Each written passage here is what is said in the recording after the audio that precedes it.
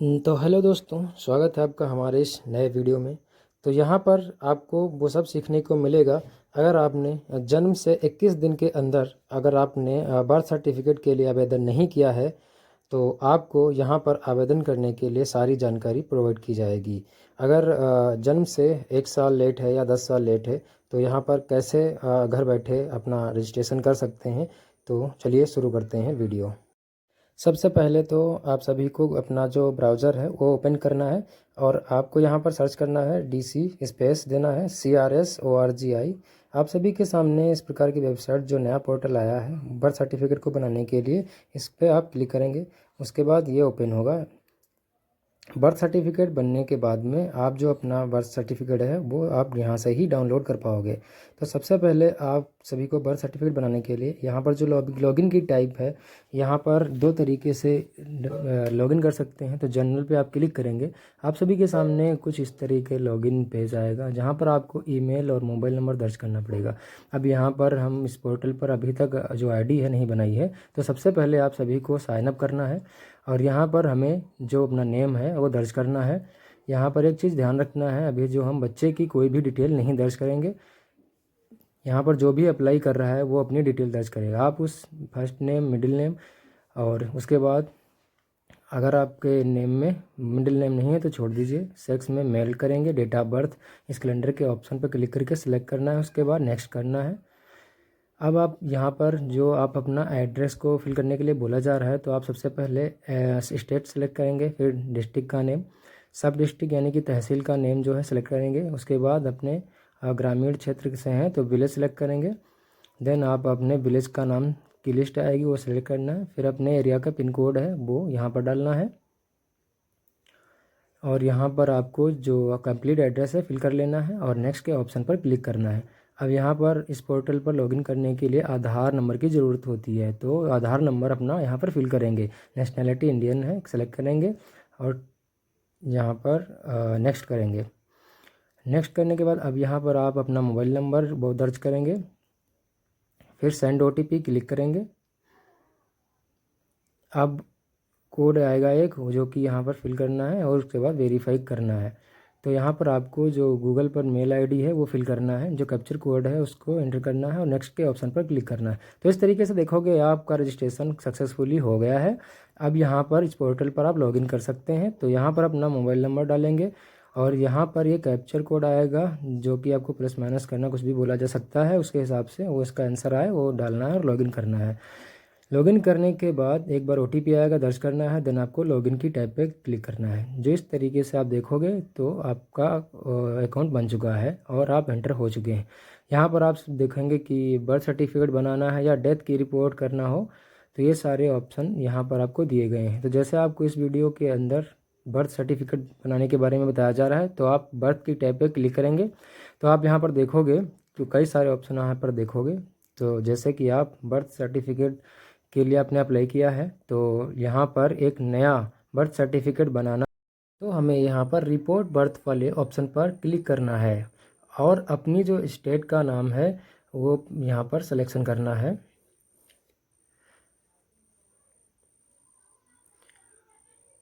उसके बाद आपको स्टेट सेलेक्ट करने के बाद आप अपनी लैंग्वेज, डिफ़ॉल्ट इंग्लिश तो रहेगा ही, आप UP से हैं ये भी हिंदी रहेगा।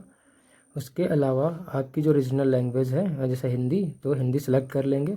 डेट ऑफ रिपोर्टिंग के सेक्शन में आज की डेट सेलेक्ट है तो वो भी ठीक ही है। यहाँ पर जो बच्चे की सूचना है वो दर्ज करने के लिए बोली जा रही है, जिसमें कि आप कैलेंडर के ऑप्शन पर क्लिक करके सबसे पहले आप सभी को बच्चे का जब भी जन्म हुआ है वो जो डेट है वो इसमें से सिलेक्शन करना है। तो यहाँ पर आप देखोगे जो ओल्ड डेट आपने सेलेक्ट किया है, तो यहाँ पर बताया जा रहा है जो भी आप पंजीकरण कर रहे हैं वो 21 दिनों से ज़्यादा हो चुका है, तो उस केस में आपको कुछ डिले फीस, इसी के साथ में कुछ एडिशनल डॉक्यूमेंट्स देने की ज़रूरत पड़ती है, जो कि मैं आपको लास्ट में बताऊंगा कि क्या क्या देना पड़ता है। तो यहाँ पर इसको क्लोज कर देंगे। फिर बर्थ के सेक्शन में ऑटोमेटिक डेट कॉपी हो चुकी है। अब आपका जन्म का समय जब भी जिस टाइम पर हुआ था वो यहाँ पर फिल करना है। बच्चे का जो भी जेंडर है, मेल फीमेल, वो यहाँ पर सिलेक्शन करना है। इसी के साथ में अगर आप बच्चे का आधार बनवा लिया है, आधार आपके पास मौजूद है, तो आपको यहाँ आधार का ऑप्शन दिया गया, नहीं है तो इनरोलमेंट ID का भी ऑप्शन दिया गया है। अब यहाँ पर जो आधार का ऑप्शन है वो मैंडेटरी नहीं है। अगर आपके पास बच्चे का आधार नहीं है तो आप इसको स्किप भी कर सकते हैं, बाद में आप इसको अपडेट भी कर सकते हैं। अभी आपको अपना बर्थ सर्टिफिकेट आप फादर और मदर के अनुसार बना सकते हैं। तो मेरे पास बच्चे का आधार नंबर मौजूद है और बच्चे का नामकरण हो चुका है, तो उसका नाम कुछ रखा है। तो आपको यहाँ पर जो बच्चे का नाम है वो दर्ज करना है, जिसमें कि first name, middle name, last name, जिससे कि आपने अपना नेम फिल किया था उसी तरीके से बच्चे का नाम भी फिल करना है। लेकिन यहाँ पर आपको एक ऑप्शन टिक करने को दिया है, जिसमें अगर बच्चे का नामकरण अगर नहीं हुआ है अभी तक, तो बर्थ सर्टिफिकेट के लिए अप्लाई करना चाहते हैं तो इस ऑप्शन पर टिक करेंगे। तो इस तरीके से आप देखेंगे जो बच्चे का नेम है वो इंग्लिश लैंग्वेज के अंदर फिल कर लिया है। यहाँ पर इसका जो नेम है वो रीजनल लैंग्वेज, जैसे कि हिंदी हमने सेलेक्ट किया था तो हिंदी में यहाँ पर आ गया है, जिसमें कि आपको यहाँ पर कीबोर्ड दिखाया गया है, इस पर क्लिक करके हिंदी में इसको फिल कर सकते हैं।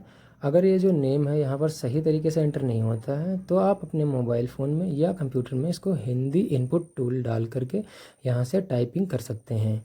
आपको स्क्रॉल करना है और यहाँ पर जो फादर नेम है वहाँ पर फर्स्ट नेम, मिडिल नेम और लास्ट नेम फिल करना है, वो भी रीजनल लैंग्वेज में यहाँ पर डाल देना है। फिर फादर का मोबाइल नंबर डाल कर यहाँ पर डालना है और ईमेल का ऑप्शन मिलता है, लेकिन ज़रूरी नहीं है कि आप यहाँ पर ईमेल डालें। फिर माता का जो भी नेम है वो भी दर्ज करना है। फिर पिता की सूचना जैसे आपने फिल करी ऊपर वैसे ही माता की सूचना यहाँ पर फिल करनी है। आधार नंबर माँ का एंटर करना है यहाँ पर। तो अगला सेक्शन आपको मिलता है एड्रेस ऑफ पेरेंट का, जहाँ पर आप सभी को वो एड्रेस दर्ज करना है जहाँ पर बच्चे के जन्म के समय जो उनके पेरेंट थे वो एड्रेस फिल करना है। जिसमें कि एड्रेस अगर इंडिया के बाहर है तो ऑप्शन दिया गया है, मेरे केस में इंडिया ही है तो आप यहाँ पर ये भारत में सेलेक्ट करेंगे। फिर स्टेट सेलेक्ट करेंगे, डिस्ट्रिक्ट, और यहाँ पर आपका तहसील और विलेज, यहाँ पर जो विलेज है वो सिलेक्ट करके पिन कोड दर्ज करना है। इसके बाद आपको कंप्लीट एड्रेस दर्ज करना है जहाँ पर माता पिता उस समय रह रहे थे। अगर आधार आईडी पे यहाँ पर जो कुछ भी है वो यहाँ पर फिल कर देते हैं, सेम ही एड्रेस यहाँ पर फिल कर देंगे। तो यहाँ पर अगर बच्चे के जन्म के समय आप किसी दूसरे शहर में थे तो वो एड्रेस चेंज कर देंगे। इसमें माता पिता जो अपना एड्रेस है उनका जो परमानेंट एड्रेस है तो यहाँ पर हाँ करेंगे, यानी कि यस पर क्लिक करेंगे। जैसे कि माता और पिता का एड्रेस सेम ही है तो यहाँ पर एस कर देंगे। बच्चे का जन्म कहाँ हुआ है वो जन्म स्थान पूछ रहा है, तो अगर घर पर ही हुआ है तो घर सिलेक्ट करेंगे। यहाँ पर ये भी पूछा जाता है कि जन्म के समय बच्चे के माता पिता का जो एड्रेस है वो सेम था या डिफरेंट, तो ये पूछ रहा है, तो सेम ही था मेरे में, तो यहाँ पे क्लिक करेंगे। उसके बाद आप यहाँ पर पूरा विवरण दिखाया गया है, पंजीकरण इकाई। अब यहाँ पर इस ऑप्शन पर क्लिक करके आपको चेक कर लेना है कि अगर आप ग्रामीण क्षेत्र से हैं तो एक ही दिखेगा, लेकिन अगर आप किसी शहर से हैं तो एक से ज़्यादा रजिस्ट्रेशन यूनिट देख सकते हैं। तो आप अपने एरिया का जो भी रजिस्ट्रेशन यूनिट है उसको सेलेक्ट करना है और नेक्स्ट के ऑप्शन पर क्लिक करना है। तो बर्थ के समय पर जो बच्चे की माँ है उसका रेसिडेंस जो है वो कहाँ पर था, यहाँ पर आपको फिल करने के लिए जो बॉक्स है वो दिया गया है, जिसमें कि मोस्टली लोगों को एड्रेस सेम ही होगा। जिस पे आप क्लिक करेंगे तो जो भी पिछले पेज पर आपने एड्रेस दर्ज किया था वो यहाँ पर कॉपी होकर के आ जाएगा। इसके बाद आप सभी को फादर वाले सेक्शन में आता है। यहाँ पर हिंदू, मुस्लिम, सिख, ईसाई जो भी धर्म है उसका सेलेक्ट करना है। जो भी फादर का एजुकेशन लेवल है वो यहाँ पर सेलेक्ट करना है, कक्षा 1, 2, 4, 5 जो भी है। फादर की क्या करते हैं ऑक्यूपेशन देना दिया है, तो जो भी करते हैं घरेलू सहायक वो यहाँ पर आप फिल कर सकते हैं। उसके बाद आप सभी को मदर का जो इन्फॉर्मेशन है वो यहाँ पर सेलेक्ट कर देंगे।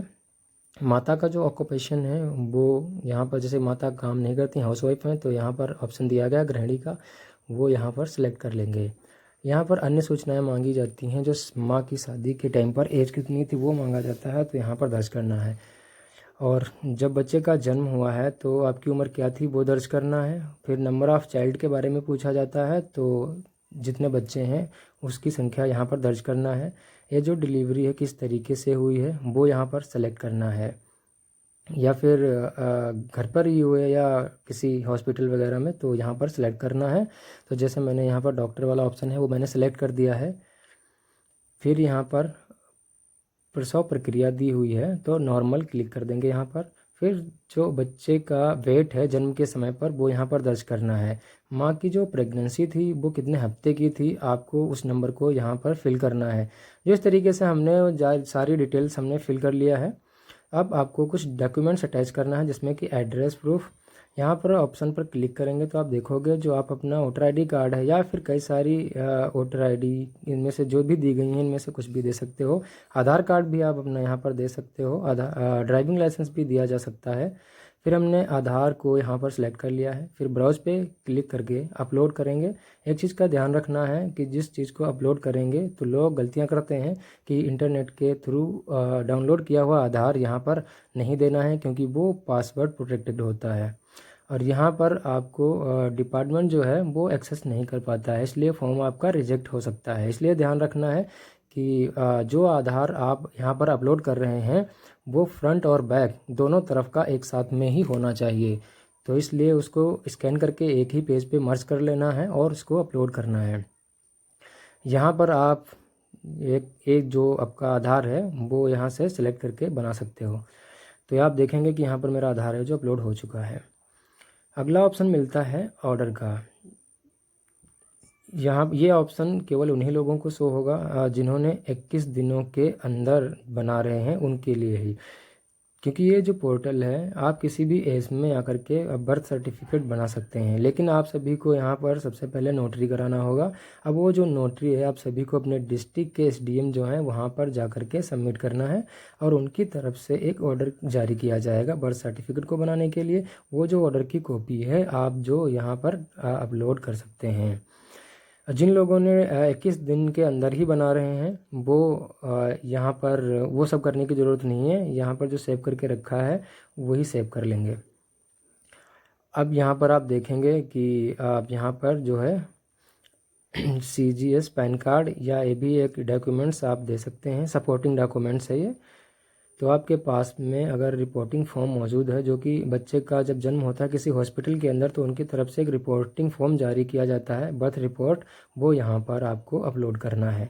अगर आपके पास नहीं है तो अदर जो डॉक्यूमेंट्स है जैसे कि पैन वाला ऑप्शन सेलेक्ट कर लेंगे। इसके बाद आप सभी को पैन की जो कॉपी है वो यहाँ पर सेलेक्ट कर लेना है। यहाँ पर जो पैन देखेंगे पैन आ चुका है। सबसे पहले आप जितनी ये इंफॉर्मेशन है फिल की है वो सेव एज ड्राफ्ट पे क्लिक करेंगे और सेव कर लेंगे। उसके बाद नेक्स्ट पे क्लिक करके जितनी भी इंफॉर्मेशन है वो एक समरी पेज आ चुका है, जहाँ पर एक बार अच्छे तरीके से आपको हर चीज़ का मिलान कर लेना है। इसके बाद आप देखेंगे नीचे तरफ आकर के फिर नेक्स्ट दिखेगा, नेक्स्ट पे क्लिक करेंगे। फिर सबमिट आपको दिखेगा, सबमिट पे क्लिक करना है। अब आप यहाँ पर जो है बर्थ सर्टिफिकेट बनाने के लिए फ़ीस पेमेंट करने के लिए बोला जा रहा है। अब जो ये फेस है वेरी करता है कि आपने बर्थ का जो रजिस्ट्रेशन है वो किस दिनों के अंदर किया है या फिर आपने डिले किया है। जैसे मैंने आपको बताया था जिस डिले जिस हिसाब से होता है उस हिसाब से फीस पे करने की ज़रूरत होती है। पेमेंट होने के बाद में आपने जो एप्लीकेशन है वो अप्रूवल के लिए चली जाती है, जिसमें कि जो ऑफिसर वेरीफाई किया जाता है। वेरीफाई करने के बाद आपका बर्थ सर्टिफिकेट बनके तैयार हो जाता है। जानकारी अच्छी लगी हो तो वीडियो को शेयर करें और सब्सक्राइब करें।